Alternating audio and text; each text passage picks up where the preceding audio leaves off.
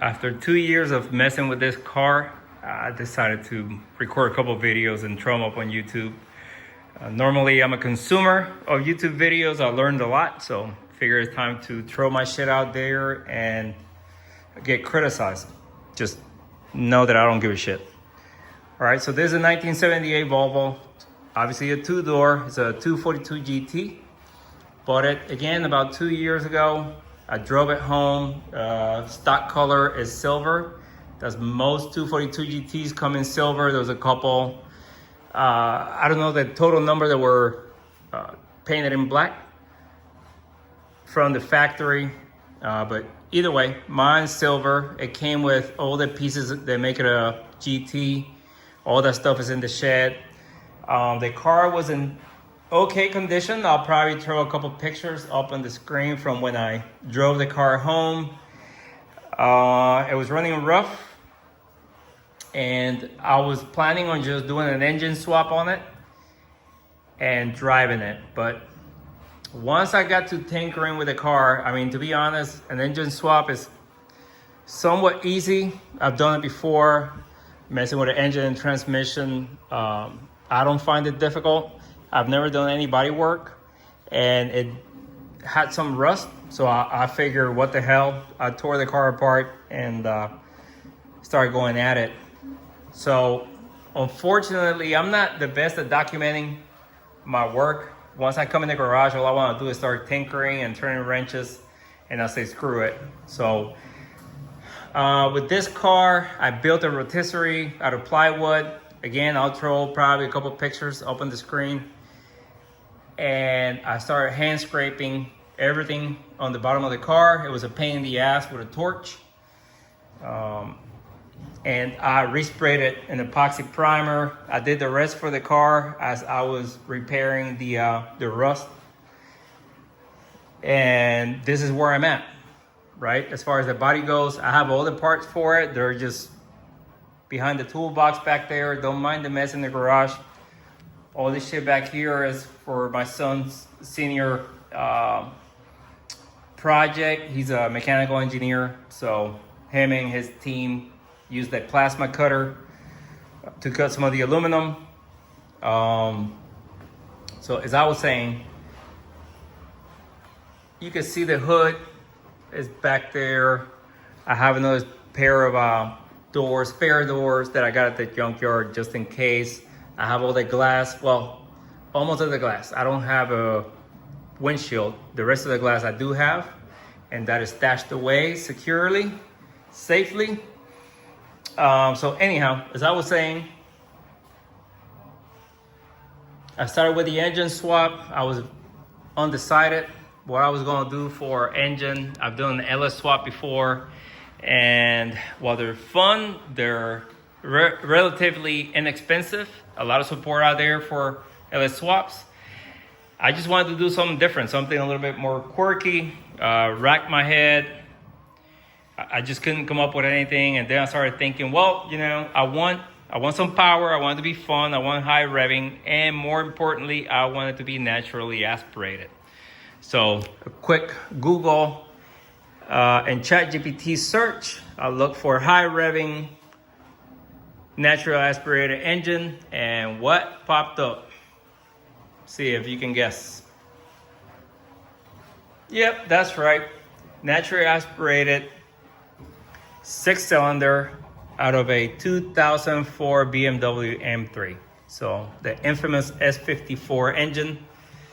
So I just closed my eyes. I found one local, and I pressed the button. I bought it together with the transmission. It's a 6-speed manual. So you can see I've already been doing some work in here. I want to keep all the accessories as stock as possible for the engine. So this is the stock power steering reservoir. Made a little bracket there with assistance from my CNC plasma cutter. I'm bolting obviously an aftermarket oil cooler because the BMW one won't fit. So this I'm rethinking.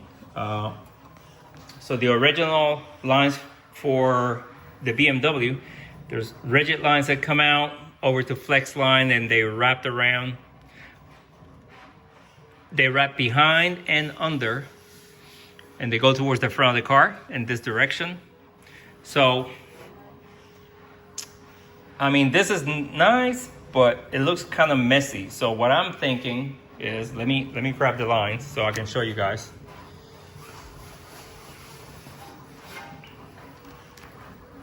Where I put them. Okay, here they are. All right, sure if you can see that. So this is the original, these are the stock ones. And they go, let's see. I can do this one hand, something like that, and they go behind. That stuff in the way, so they'll go something like that, right? You can imagine it'll be close. It'll go where it belongs, but it just bolts in there, kind of neat. So my plan is to probably cut them right around there and weld some 10 AN bongs to it, or bongs, booms, bangs, whatever the fuck you call those things. And then use the flex line as I have it. If I'm able to do that, then I want to relocate the oil cooler, turn it to where the ports are facing down, and bring the oil lines underneath the car. So I want to place it around, let me see, around this area, running that way. I think it'll look neater. This will look a lot cleaner over here. Sorry for my hand. So it will look cleaner. I mean, this ain't bad, but I guess it will do. I want to fire up this motor, make sure everything is good. I did replace the rod end bearings. I might have some pictures. I throw them up on the screen. I rebuilt the valves. I don't have any pictures of that because I just couldn't grab the phone and record or take pictures. I was concentrating on what I was doing.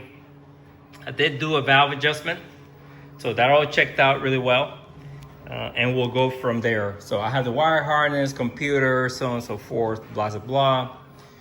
I gotta warn you, I make a lot of decisions just because it looks cool in my eyes, not because it makes sense. So this dual doohickey here for the brakes contraption. I only did it just because I like the way it looks with the 3 reservoirs, 2 for the brakes, 1 for the clutch. You can see the master for the clutch down there. Again, there's a lot of shit that I do. There's no rhyme or reason, just because I want to. So get used to it. So shifter ended up pretty close to the stock location. I did have the steering wheel bolted down just to make sure that it would work well with the seating position. The pedal, the e-throttle, that's just laying there. I have the clip mounted. The clutch pedal, that is custom thanks to the CNC plasma cutter. But this assembly is stock from the Volvo. So, well shit, 2 years, I just caught you up in under 10 minutes. And let me see, what was it I was working on today? I was reinforcing the front A-arms. So from the factory, these are open. This entire section is open. I put a piece of paper, I taped some paper, I sketched the line, I threw it up on the computer, cut it on the plasma cutter. All right, here you guys can see the cutouts from the machine. If I find any pictures, I'll throw them up on the screen. So I welded those. I've been practicing with a TIG welder. I'm not really good at welding, but I mean, it'll work for what it is. And yeah, I just threw some epoxy primer on it just to prevent corrosion. These are suspension parts. They're gonna get scratched, dings, rocks, whatever. So I'm not too worried about the texture on the paint. It's good enough for government work. And what would be next? Next is to start the motor. Oh, by the way, I do have new fuel tank, stock Volvo fuel tank. in-tank Walbro fuel pump. I think it's a Walbro. I can't remember. So all new fuel lines that are routed underneath the car. And my intention is to fire this baby up. I just want to make sure it runs and then start working on the wiring harness. So current plan. I need to work on the headers, to do some welding down there. So work on the headers, wire harness. After that, I want to figure out all the mechanical, all the systems for the engine bay. Once that is done, everything is in its the right place, then I'm going to pull everything out. I'm going to weld shut all the extra holes that I don't need. Like those, probably won't need that. So basically, I don't want to say shave the engine bay because it's not going to be like a high quality thing. I mean, I'm still going to have wires. I'm not going to tuck everything. It's going to be functional, but I just want to make it a little prettier. And then I'll be shooting the engine bay in final color. At that time, I'll put everything back in and make it a driving half-ass chassis, right? From there, I'll work on the rest of the suspension, the brakes. The rear diff is rebuilt with a new, there's a new pumpkin in there, new diff, whatever the hell you call it. It's LSD. It's a nice unit. So the diff is already redone. The entire underside of the car is shot with this texture stuff. I think it's, man, what's the name of it? Raptor liner. It's all Raptor liner. And for those of you that have concerns, I live in California. The car will not be driven in the rain unless I get caught out there. It's just gonna be a cruiser. Just something for me to fuck around in. So yeah, gotta fire up the motor, gotta do all the wiring, finish up the fuel system, then move on to the brakes and so on. But yeah, I wanna be shooting the final color on the engine bay. The color is still TBD. So anyhow, thanks for watching the video. If you guys have any suggestions, any tips, throw them out there. Don't be butthurt if I don't listen to you, because at the end of the day, it's my car. I'll do whatever the hell I want. Thanks all. Take care.